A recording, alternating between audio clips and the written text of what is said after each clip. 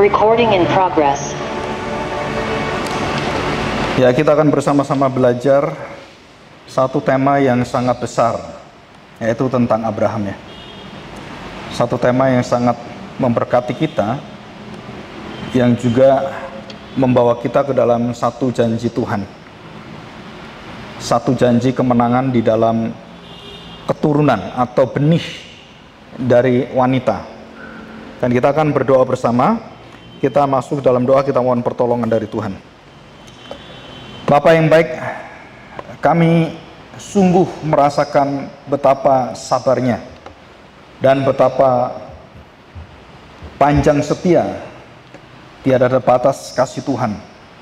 Karena di dalam kebenaran-Mu lah kami mendapatkan, di dalam segala kelemahan kami sebagai manusia, mulai sejak Adam, kemudian Abraham dan seluruh keturunannya, tidak ada satupun yang sempurna, dan hanya satu benih yang sudah Tuhan rencanakan, Tuhan tunjuk bahwa satu-satunya benih inilah yang akan menjalankan seluruh kehendak Tuhan, yang dengan sempurna dari awal hidupnya sampai kepada penutup hidupnya, sampai pada akhirnya anak-Mu, keturunanmu sendiri yang akan menjadi juru selamat kami. Tuhan, kami mau belajar hari ini peristiwa-peristiwa yang besar yang terjadi dalam sejarah iman kami. Kami melihat, kami belajar, dan bahkan kami memetik iman yang begitu dalam dan begitu luas dan begitu mengagumkan dari hamba-Mu Abraham. Walaupun sekelilingnya membawa dia melakukan banyak kesalahan dan kelemahan-kelemahan, bahkan sampai hari ini kesalahan itu pun masih belum tuntas dan masih di dalam peperangan. Tuhan, kami bersyukur karena Engkau sudah datang dan Engkau sudah menyatakan bahwa dirimu lah pendamai. Maka di dalam Kristus Sang Mesias, keturunan dari Abraham, satu-satunya dan satu-satunya manusia yang tiada berdosa, sempurna, tanpa cacat celah. Dan di dalam Kristuslah kami mendapatkan benih itu akhirnya menjadi benih yang sungguh berkenan kepada Tuhan, kudus dan kekal, dan menjadi benih yang sempurna, dan kami mendapatkan jaminan itu. Tuhan, terima kasih Bapa. Kami mau belajar hari ini, Tuhan pimpin hati kami sehingga kami bisa mengagumi karya Tuhan dalam sejarah iman bapak-bapak di dalam Alkitab, dan juga bapak-bapak iman kami ini. Tuhan, di dalam nama Tuhan Yesus kami serahkan doa kami ini, amin. Ya, kita akan belajar istilah benih Abraham dan benih wanita atau perempuan. Nah, sebelum kita membaca firman Tuhan, saya ingin kita belajar tentang satu wawasan ya. Satu wawasan kitab Kejadian. Jadi kitab Kejadian itu dibagi menjadi kitab yang menceritakan tentang penciptaan, dan yang kedua yang menceritakan bagaimana penciptaan itu jatuh dalam dosa, mulai dari Adam dan Hawa dan keturunan Kain Habel, terus sampai kepada Nuh ya, dan semua manusia akhirnya dibinasakan Tuhan. Nuh itu mulai pasal yang ke-6, 7, 8, terus 9, dan sampai pada pasal 12, pasal 1, pasal 5 ya, itu berhenti pasal 6 sampai pasal yang ke-11, pasal 6 pasal 11. Nah, itu kita melihat ada satu permusuhan yang tidak pernah berhenti dari keturunan wanita dan keturunan ular atau keturunan setan, iblis itu ya. Jadi itu ada dalam hidup manusia, dan Tuhanlah yang menanam peperangan rohani ini atau peperangan kekudusan ini, peperangan yang tidak akan berhenti setelah nanti Kristus Mesias Sang Anak Allah datang, dan itu baru berhenti, dan diubahkanlah seluruh wajah dunia ini ya. Kita akan membaca Kejadian pasal yang ketiga, ayat yang ke-15. Kejadian pasal 3 ayat 15. Saya bacakan ya.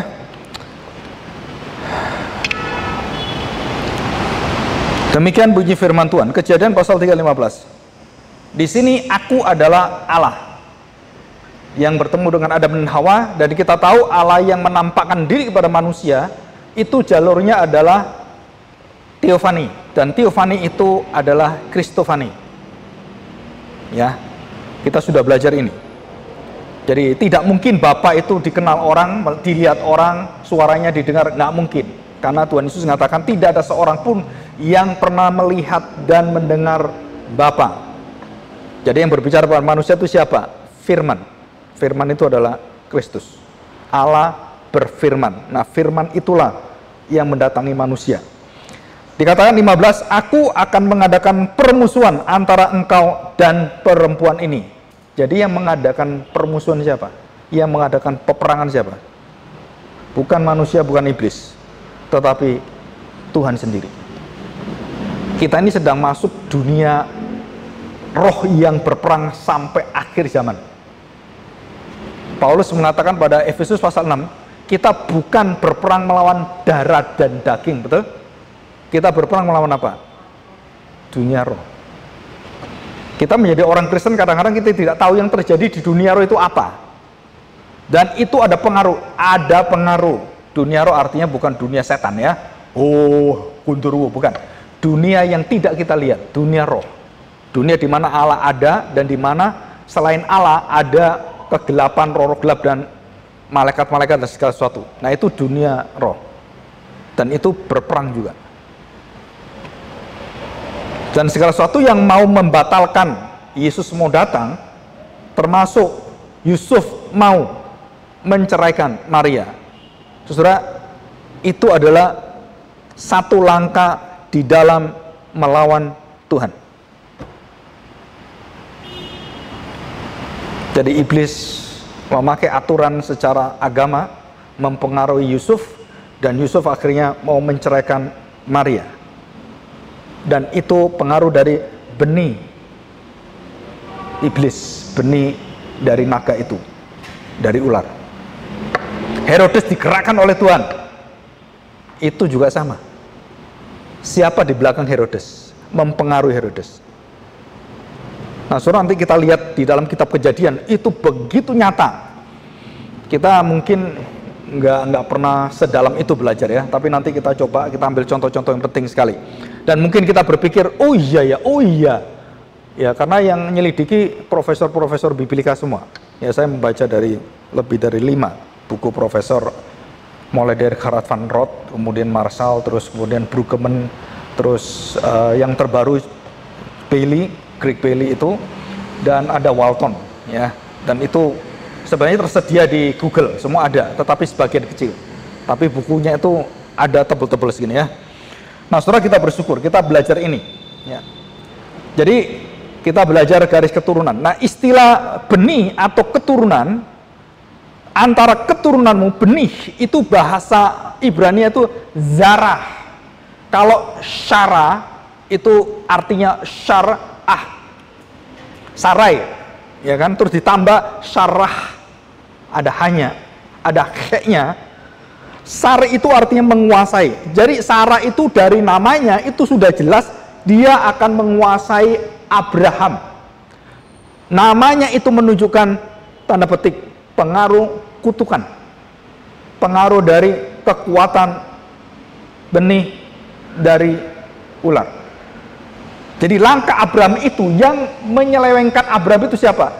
Sarah. Sehingga mengawini Hagar. Dan itu istilah birahi. Birahi bukan hubungan laki perempuan seksual suami istri, bukan. Tetapi ini birahi adalah penguasaan dominasi dari perasaan semuanya. Dan itu akibat Hawa itu masuk ke dalam diri Sarai. Dan Sarai harus diubah namanya supaya dia dikuduskan oleh Tuhan, termasuk Abraham diubah dan ditambah unsur ilahi, nafas Allah, Abraham dan Sarah. Setelah ini semua pengetahuan seperti ini biasanya tidak ada di gereja, itu ada di sekolah teologi. Tetapi saudara tahu, gereja kaum Puritan itu mengajar ini semua. Itu abad 16, 17. Mereka menyelidiki firman Tuhan biblika itu begitu dalam, dan mereka menyampaikan itu, dan sekarang ini buku-buku mereka diterbitkan, tafsiran mereka itu mengagumkan orang zaman sekarang. Padahal itu 400 tahun yang lalu lebih. Pikirannya itu begitu hebatnya. Kita sekarang terkagum-kagum. Kok bisa ya? Nah, ada satu panggilan hidup yang Yohanes 5 ayat 46 sebenarnya ya. Nanti kita baca ini. Nah, saudara, keturunan dan peperangan ini itu tidak berhenti sampai akhir Yesus datang. Dan waktu Yesus datang, Tuhan Yesus mengatakan bahwa iblis sekarang sudah jatuh. Masih ingat kan? Jadi kepalanya itu, iblisnya itu yang membuat semua menjadi masalah itu dipatahkan oleh Tuhan. Maut dan kuasa iblis, Lucifer, semua itu kerajaan mautnya pun dipatahkan oleh Kristus. Di mana? Di kayu salib. Dan keturunanmu lah yang akan meremukkan kepalanya. Jadi dominasi iblis atas dunia ini itu dihentikan oleh Tuhan Yesus waktu dia mati. Dia bukan hanya mati bagi orang-orang percaya, orang Kristen saja, tetapi dia mati juga apa? Menguasai dunia. Dan dia mengontrol dunia menuju pada langit dan bumi yang baru. Kita dipersiapkan menuju langit dan bumi yang baru. Maka kalau kita lihat di pemerintahan Indonesia, korupsi mulai dimasalahkan, kemudian mulai ditangkepin. Saudara, itu benih-benih secara kekuatan roh itu bekerja dalam negara-negara, bahkan sampai suku-suku bangsa. Kebenaran Allah itu dibawa oleh orang-orang percaya. Dan di dalamnya ada orang-orang menjadi terang dan garam Tuhan, mempengaruhi pemerintahan, mempengaruhi semua kebudayaan semuanya. Itu saudara. Sampai kepada seni, sampai kepada musik. Dan itu dipengaruhi semua oleh iman Kristen dan teologi Kristen. Tapi sekarang mulai ambruk semua. Ya, karena kerajaan kegelapan terus tidak pernah diam. Walaupun sudah dikalahkan, tetapi dampaknya itu masih besar. Dan nanti akan menjadi besar setelah Tuhan izinkan. Dalam satu waktu, itu akan menguasai jagat manusia semua. Tetapi orang-orang percaya itu akan diangkat, diambil Tuhan. Dan kemudian dunia ini akan diperangi oleh Tuhan. Di waktu yang disebut sebagai Harmagedon. Peperangan Harmagedon. Ya. Nah, saya tidak meneruskan ke sana. Nah, saudara perhatikan baik-baik. Demikian ya firman Tuhan ya. Antara keturunanmu dan keturunannya akan meremukkan kepalamu dan engkau akan meremukkan tumitnya. Nah, di sini ya, kita lihat pasal yang keempat, Kain dan Habel. Ya, ayat 1. Nah, saudara perhatikan ya. Kan dijanjikan bahwa keturunanmu. Hawa itu melihat bahwa nanti kalau saya punya keturunan, berarti keturunan itulah yang akan menolong saya. Betul kan? Dan itu terjadi pasal 4 ayat 1. Kita bacain. Kemudian manusia itu bersetubuh dengan Hawa, istrinya, dan mengandunglah perempuan itu, lalu melahirkan Kain. Apa harapan dari Hawa? Inilah mungkin juru selamat itu. Kan dari keturunan kita. Dan apa dikatakan oleh Hawa? Aku telah mendapat seorang anak laki-laki dengan pertolongan Tuhan. Jadi artinya apa? Bahwa anak inilah yang akan membawa kegenapan kehendak Tuhan. Pertolongan Tuhan kepada saya, kepada semua, dan kepada dunia ini. Jadi dia menganggap bahwa Kain itu juru selamat. Jangan lupa saudara, bahwa ular belum diremukkan kepalanya. Dan Kain akhirnya menjadi keturunan ular. Dan termasuk Yudas. Tuhan Yesus mengatakan sendiri.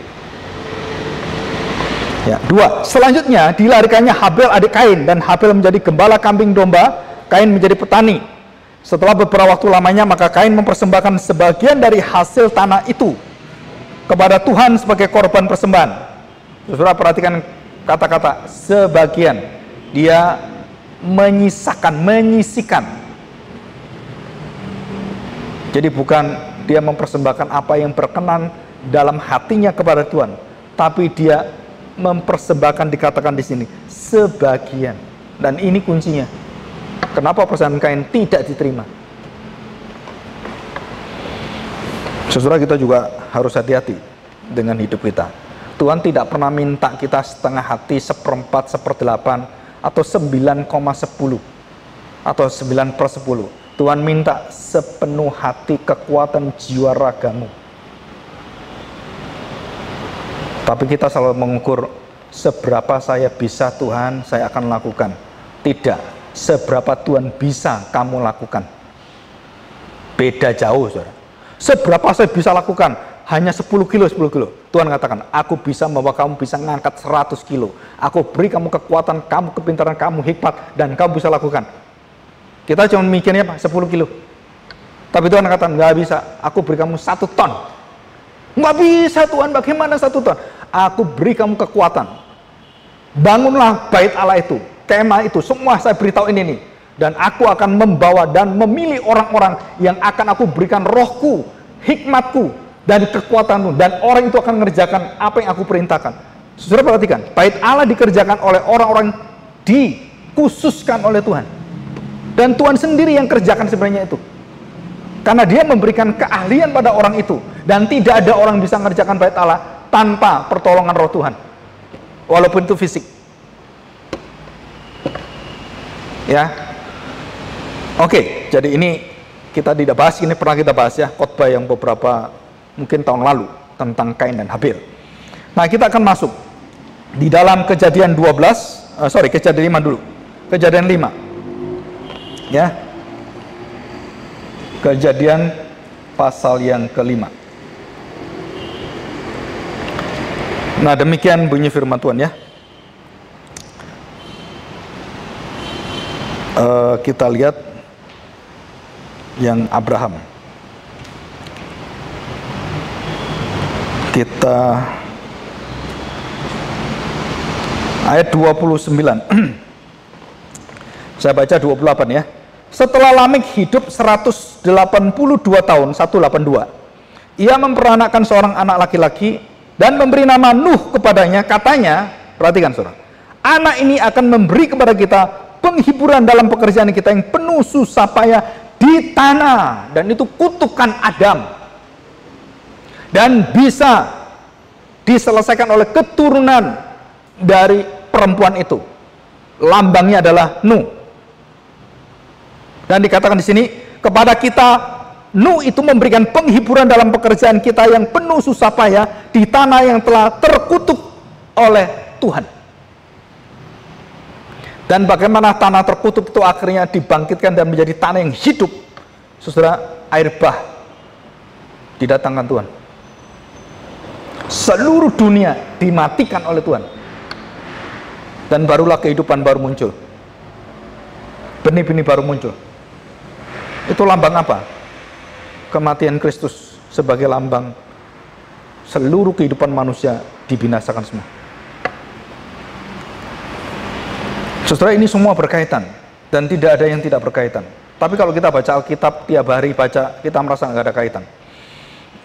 Kenapa kita butuh orang-orang yang dipakai Tuhan dengan luar biasa dalam teologi biblika dan juga sistematik dan semuanya, ataupun historis?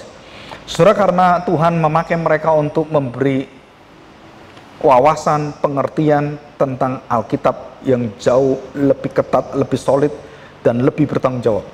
Sehingga kita kagum orang-orang yang dipakai pikirannya oleh Tuhan membaca Alkitab nih. Dia bisa menghubungkan dan membuat kita akhirnya tahu garis bagaimana Allah menyusun rencana ketetapannya begitu indah sekali, berkaitan satu sama lain.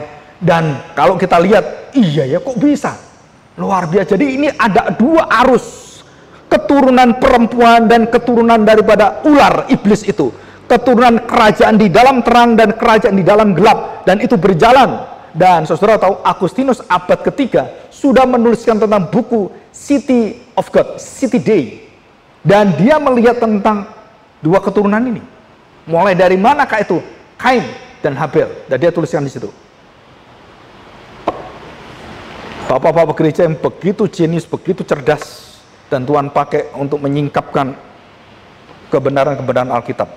Ya. Dan orang-orang yang masa lalunya begitu bobrok. Agustinus itu berzina satu hari lebih dari 5 orang. 1 hari, saudara. Lebih dari 5 wanita dia berzina. Dan dia bertobat. Siapa yang dipakai oleh Allah mendoakan dia? Mamanya sendiri. 20 tahun lebih. Mamanya menangis berdoa bagi Agustinus. Saudara, kita perlu berdoa bagi anak kita. Ayub berdoa bagi anaknya. Abram berdoa bagi keturunannya. Saudara berdoa nggak?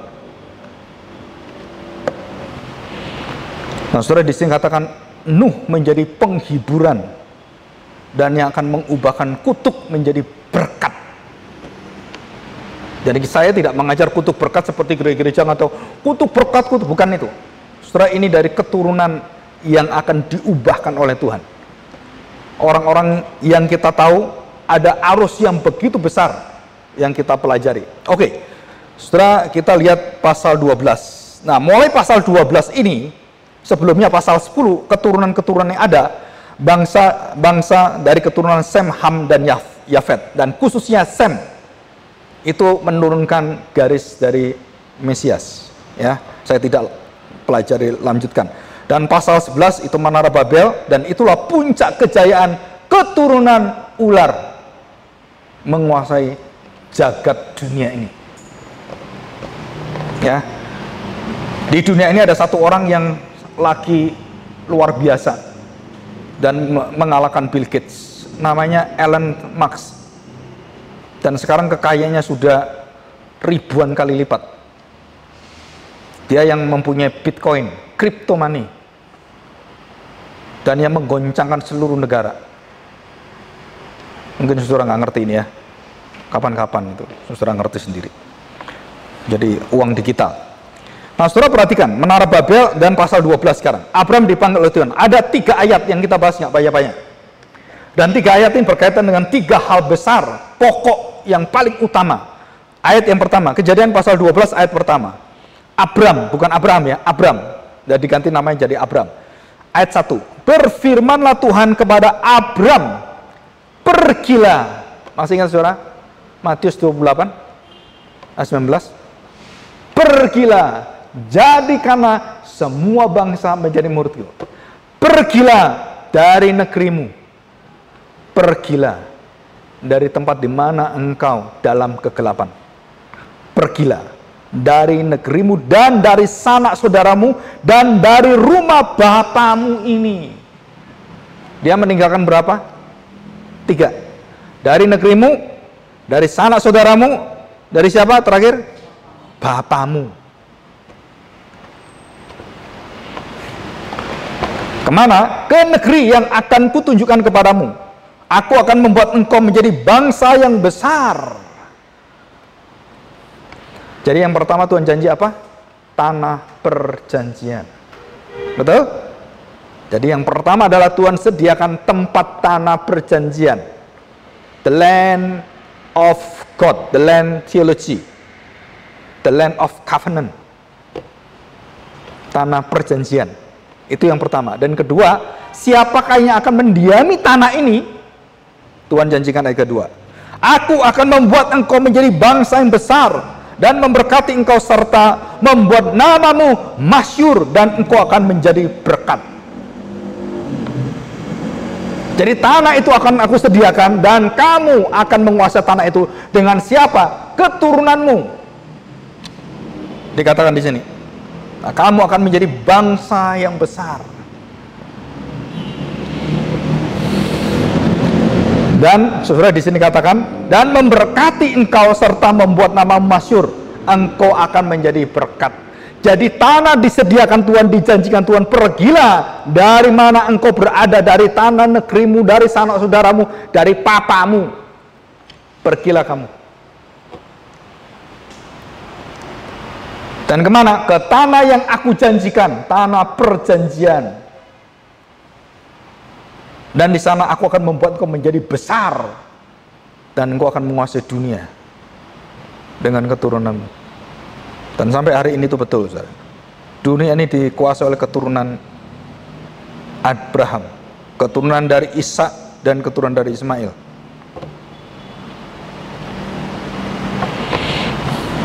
Dan dikatakan, aku akan memberkati engkau.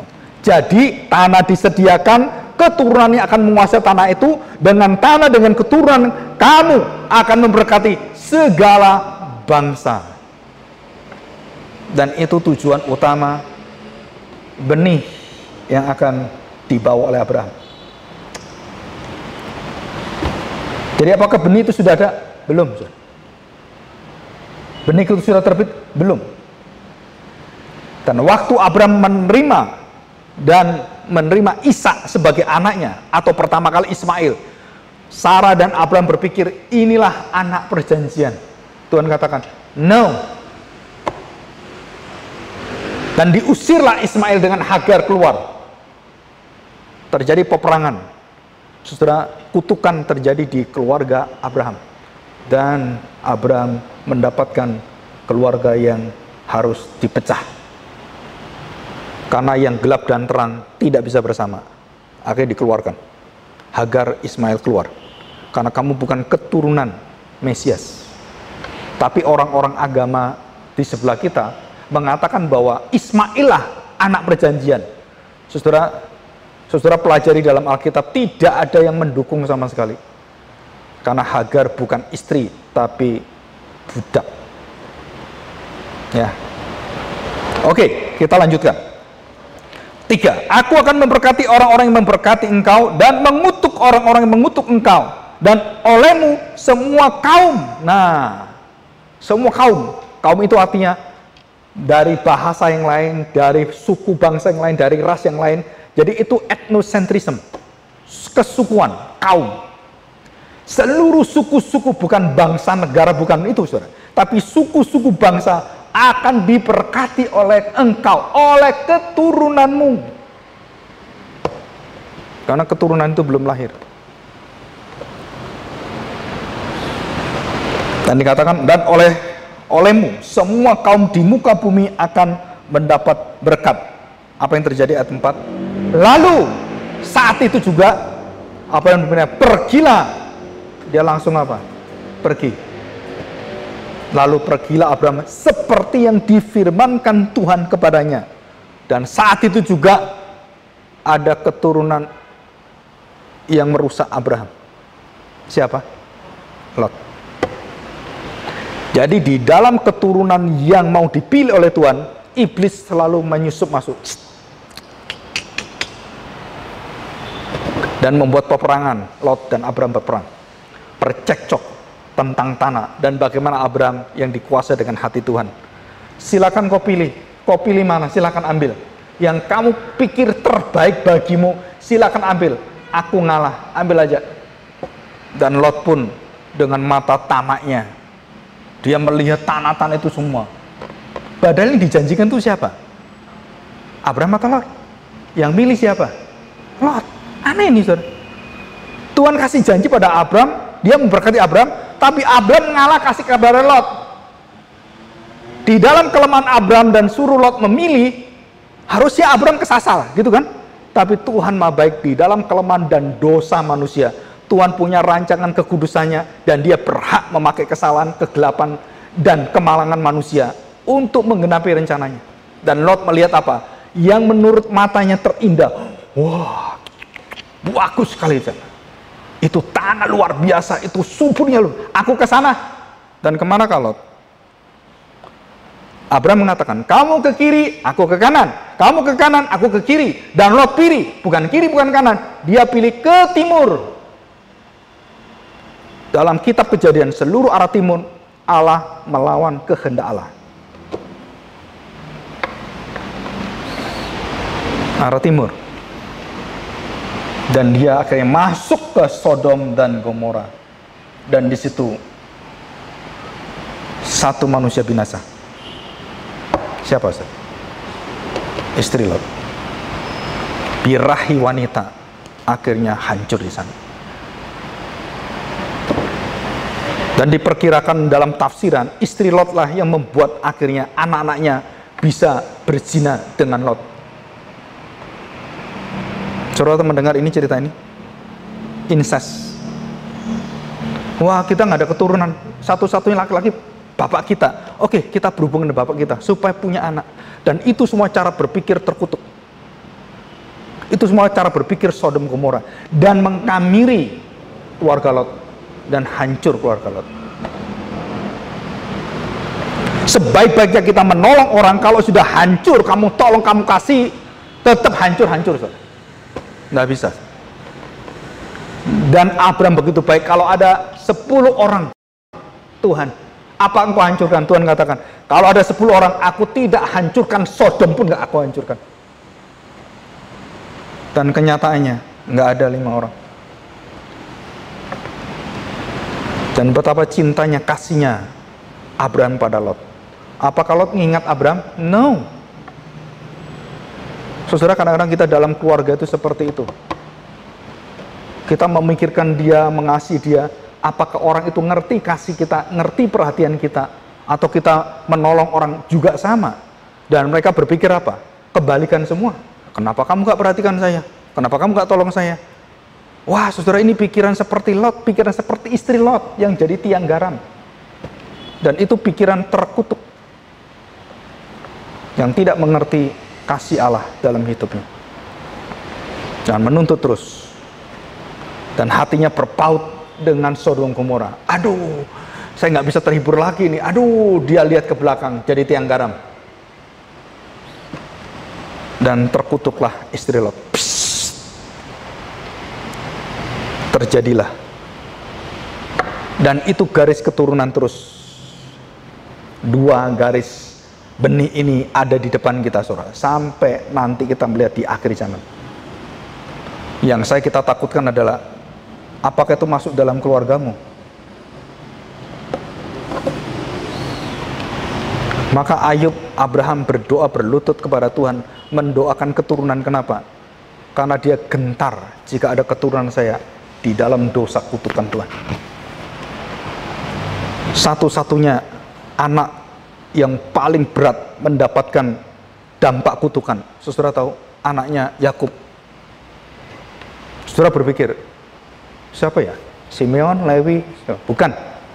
Bukan yang laki-laki, yang perempuan.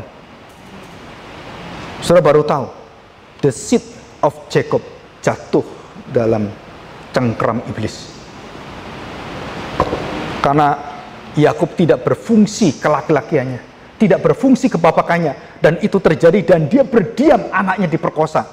Dan anak-anaknya semua yang 12 marah luar biasa, dia bunuh semua orang di Sikem. Karena dia the manhood, living holiness, the manhood, mati dalam Yakub mati. Dan dia tidak berfungsi. Dia gagal menjadi seorang ayah. Dan anaknya akhirnya ikut arus dunia, diperkosa di sana. Kalau kita ngomong ke diskotik, kemana-mana ikut pergaulan, akhirnya anakmu diperkosa oleh pacarnya sendiri. Dan kamu melihat, matilah saya. Ayub berdoa. Setelah anaknya pesta, dia berdoa, dia menangis di hadapan Tuhan. Dia memohon pada Tuhan, Tuhan, kalau sampai ada salah anak saya, Tuhan tolong dia. Dan kita menghadapi zaman lebih hebat dari Ayub, dari Abraham, saudara.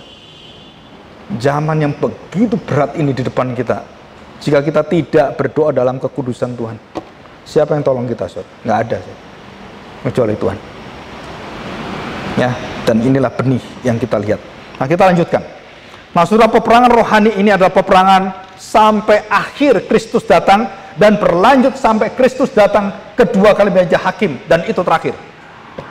Dan dia hempaskan semua keturunan ular beludak, keturunan daripada ular iblis Lucifer dan seluruh konco-konconya, dan semua orang jahat, orang-orang yang durhaka itu akhirnya dilemparkan Tuhan ke dalam lautan api di neraka itu. Dan itu terjadi pada akhir zaman.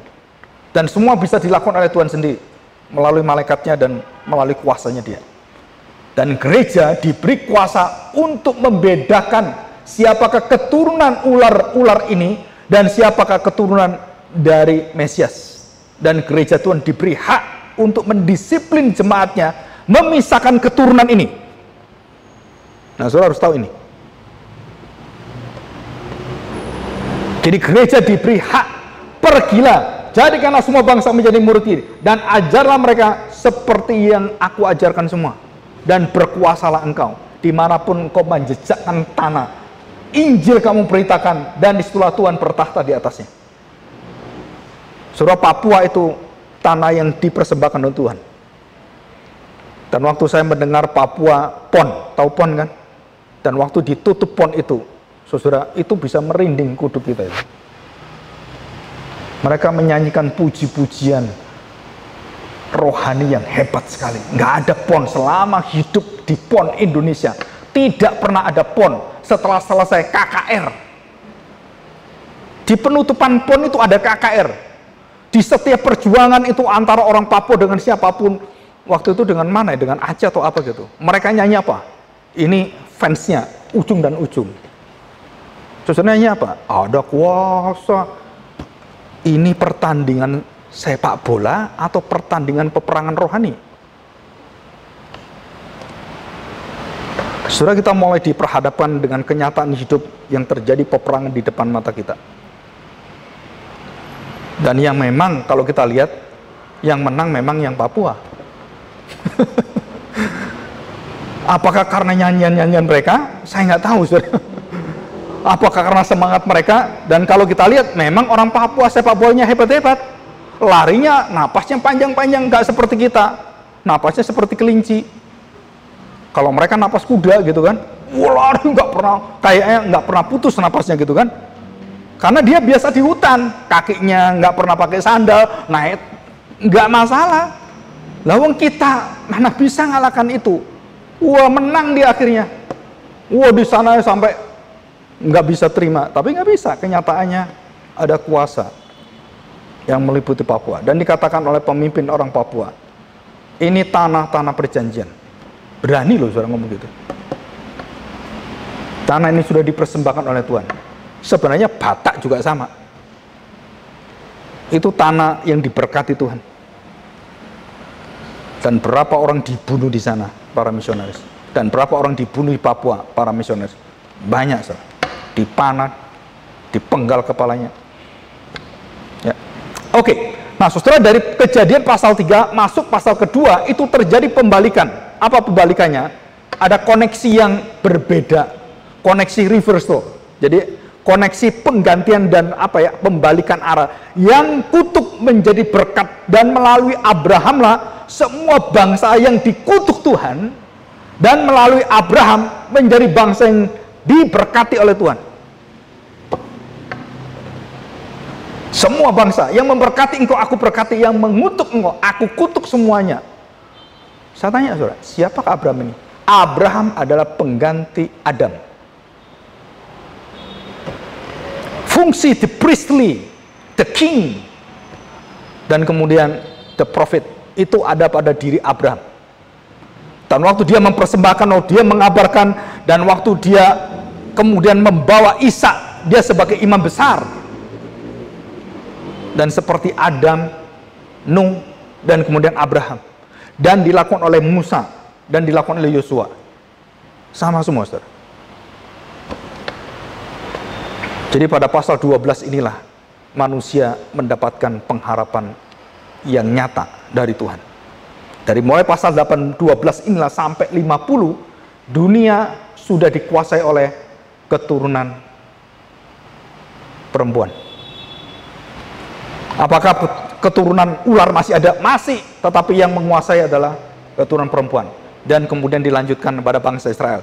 Dilanjut kepada Kristus yang menguasai dunia, dan melalui Kristus yang adalah keturunan secara fisik, the seed of Abraham, di dalam daging dan darahnya.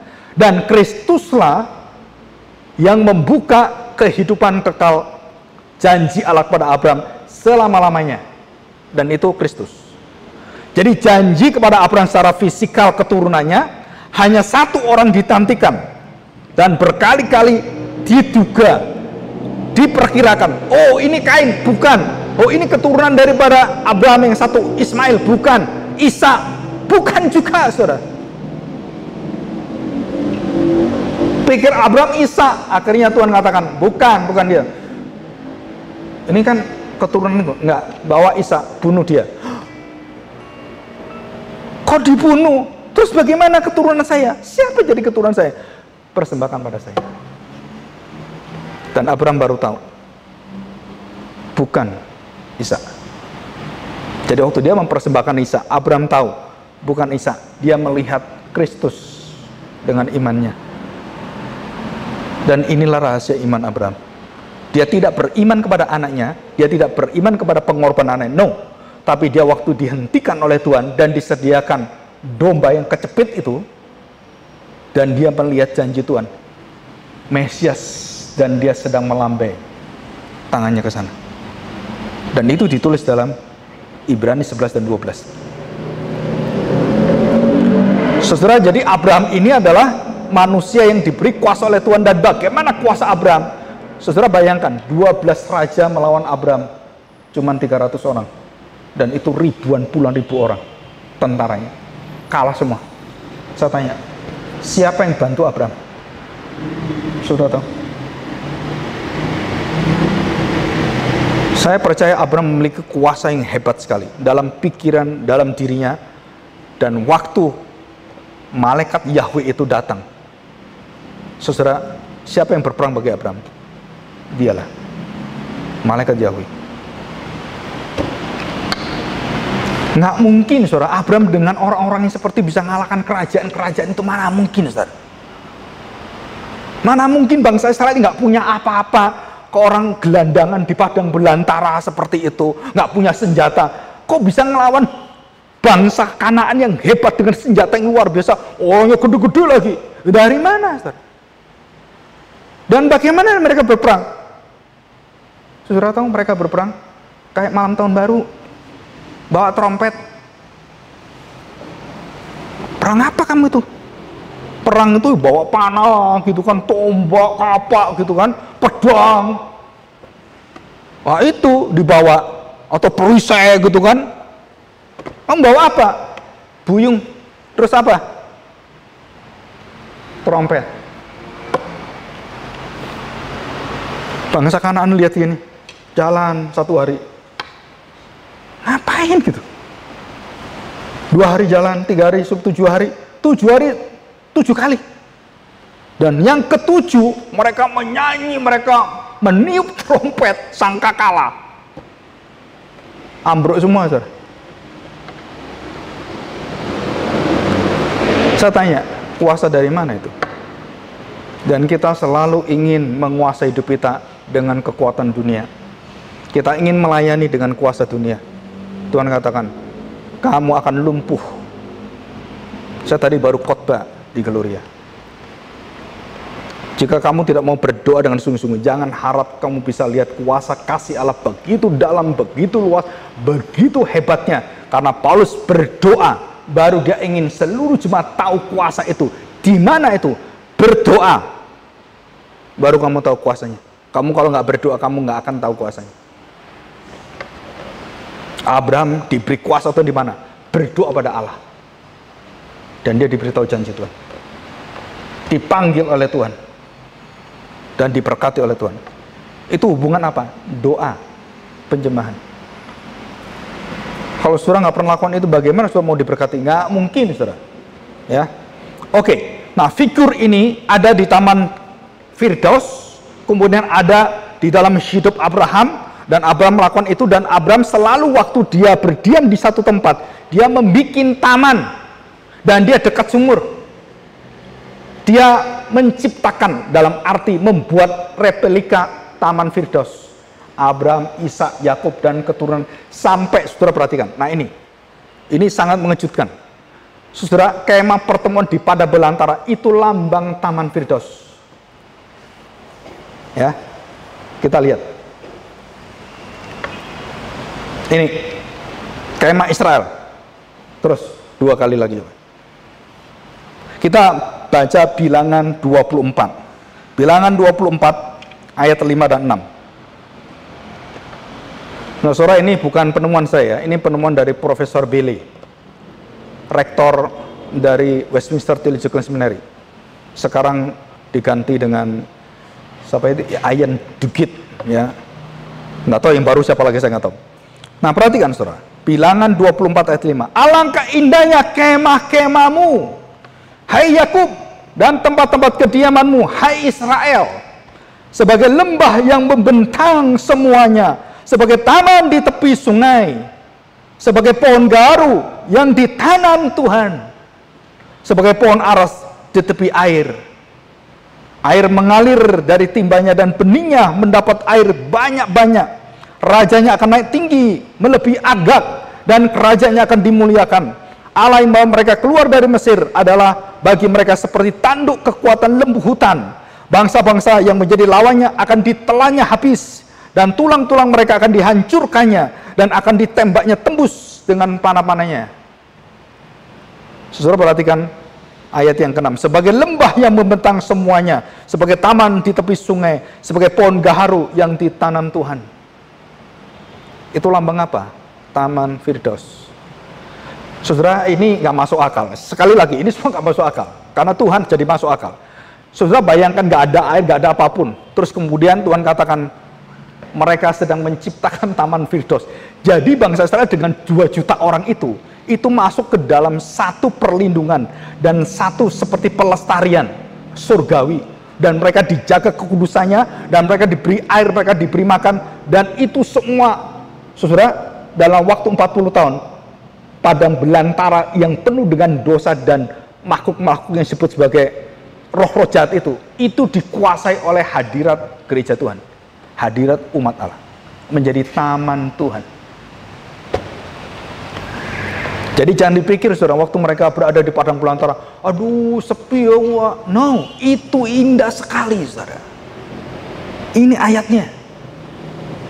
Kemah-kemahmu itu begitu diberkati Tuhan, dan kamu jadi bangsa yang tidak pernah kekurangan apapun. Berkat Tuhan mengalir, makanan, air, minuman, dan seluruh lembah-lembah itu diberkati Tuhan. Dan kemudian dari lembah-lembah itu diberikan makanan semuanya, termasuk semua tentang roti mana, semua berasal dari lembah itu semua.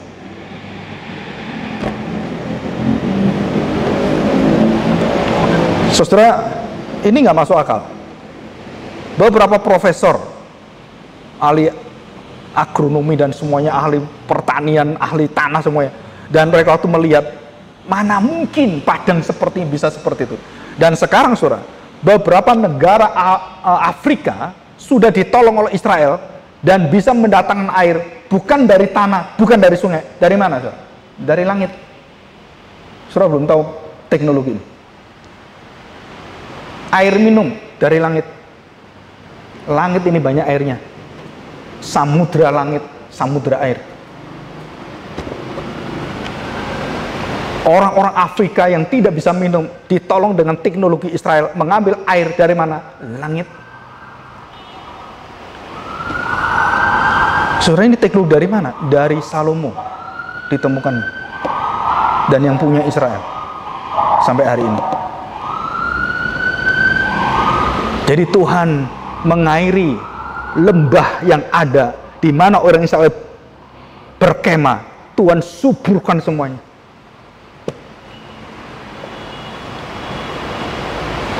Saudara, ini keindahan yang luar biasa. Saya waktu membaca penemuan profesor-profesor ini, saya kagum luar biasa sekali. Nggak sampai pikiran kita, saudara.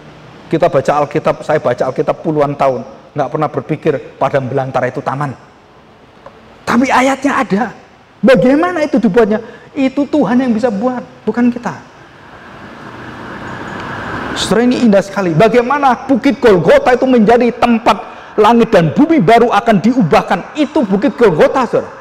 Bukit kematian, bukit yang disebut sebagai kedurhakaan, kutukan, menjadi bukit yang akan memberkati dan mengubahkan seluruh wajah jagat semesta ini. Dan Kristuslah yang mengubahkan itu.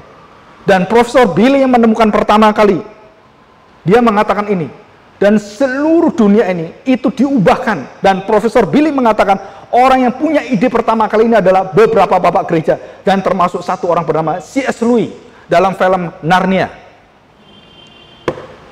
Dan itu ada di film itu. Waktu Aslan mati, dan semua dikuasai dengan si jahat. Siapa itu yang kayak putri yang hitam pucat itu kan? Wah, udah diperangi kalah semuanya. Dan tiba-tiba Aslan berdiri dalam kebangkitannya. Dan dia mengubahkan seluruh zaman itu menjadi Narnia yang baru. Bagaimana C.S. Lewis bisa mengenal itu? Dia begitu dalam mempelajari Alkitab, menemukan the new world. Ada lagunya kan? Kita bersyukur, saudara. Kita sekarang melihat bahwa benih itu sudah terbit dan benih itu sudah menunjuk. Nah, kita tutup dengan Kisah. Ya, Kisah pasal 3 ayat yang ke-15. 25, sorry. Kisah pasal 3 ayat 25. Perhatikan, saudara. Saya bacakan dari ayat 21 ya.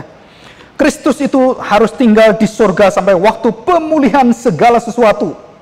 Jadi dunia ini akan dipulihkan menjadi dunia yang langit dan dunia baru. Seperti yang difirmankan Allah dengan perantaraan nabi-nabinya yang kudus di zaman dahulu.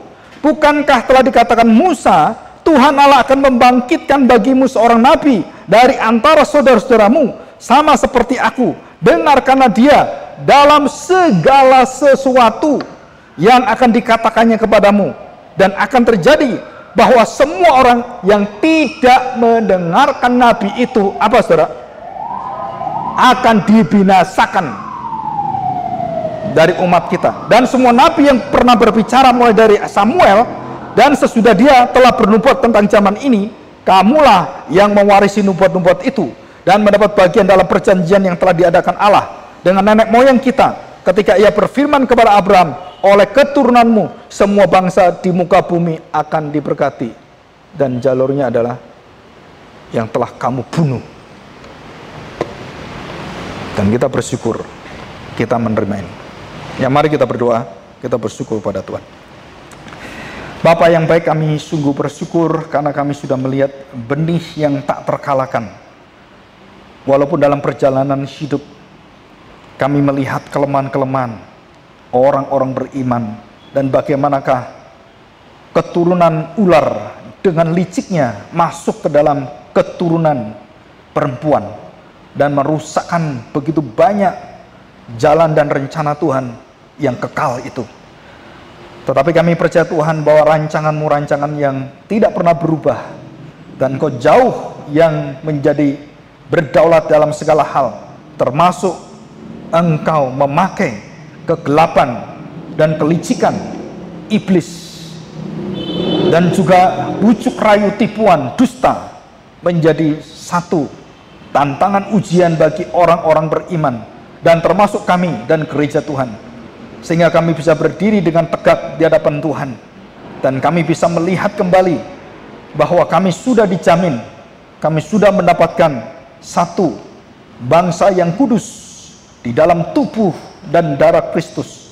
Kami sudah dimeteraikan, dan hari ini Tuhan kami bersyukur karena kami berdoa di dalam seluruh kehidupan kami, dalam seluruh nanti ke depan anak keturunan kami, biarlah Engkau yang akan memeliharanya.